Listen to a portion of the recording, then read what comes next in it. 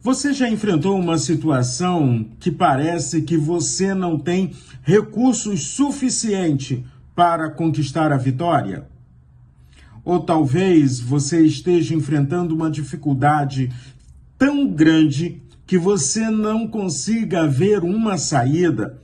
Talvez um problema no relacionamento familiar, quem sabe uma doença na sua família, um problema financeiro, talvez uma dificuldade muito grande no seu ambiente de trabalho, ou se você estuda uma prova que você acha que não está sabendo nada daquilo que o professor vai te cobrar. É sobre isso que eu quero conversar com você. Hoje nós estamos lendo o capítulo de número 7 do livro de Juízes.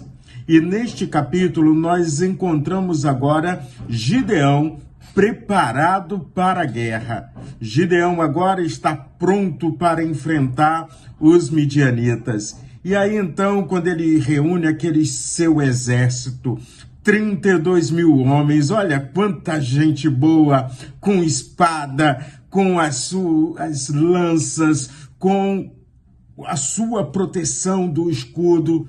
E Deus vira para Josué e diz: tem gente demais, Josué. Fala aí, quem estiver com medo pode voltar para casa. Não precisa ficar. Você não é obrigado a lutar junto comigo. Olha, quando eu olho para essa experiência, o medo é uma questão natural. O medo é proteção. Josué estava com medo também. Josué se sentia incapaz de liderar aqueles homens, mas Deus fortaleceu a vida dele. Então, 22 mil voltam. Agora o exército ficou reduzido a 10 mil homens. Mas com 10 mil homens, separando as equipes, separando os batalhões, vai dar ainda para vencer essa guerra. Afinal de contas, o Senhor está ao nosso lado. E Deus vira para Josué e diz assim: tem gente demais. Precisa mandar outros embora.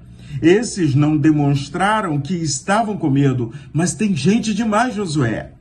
E resumindo a história, Josué fica com 300 homens para enfrentar todo o exército dos midianitas. Vamos ler o texto bíblico que está lá em Juízes capítulo 7, nos versos 2 e 3 diz assim: o Senhor Deus disse a Gideão: você tem gente demais e por isso não posso deixar que vocês derrotem os midianitas. Se eu deixasse, vocês poderiam pensar que venceram sem a minha ajuda. Anuncie ao povo o seguinte: quem estiver com medo que saia do monte Gilboa, volte para casa. Gideão anunciou e 22 mil homens voltaram, mas 10 mil ficaram. O problema não era agora a falta de soldados. O problema era que Israel poderia acreditar que a vitória foi pelas suas próprias forças, pela sua capacidade militar, talvez pela direção, coordenação de Gideão, a estratégia militar. E na realidade, a vitória só é dada no poder do Senhor. Neste caso, tinha gente demais. Depois que o exército é reduzido a apenas 300 homens, humanamente parecia derrota anunciada.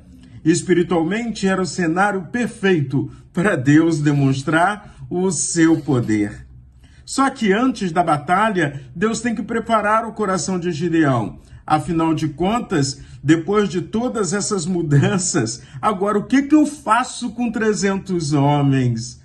Deus fortalece a fé de Gideão, dando uma estratégia. Vai lá embaixo, escuta o que eles estão falando a seu respeito. Escuta o que eles estão falando a respeito de mim. Escute o que eles estão falando a respeito do meu exército, porque o exército é do Senhor. Tanto que em algumas porções da Bíblia, o Senhor Deus é reconhecido como o Senhor dos exércitos. Ele está na guerra, é Ele que está ao lado do seu povo, é Ele que está conduzindo o seu povo.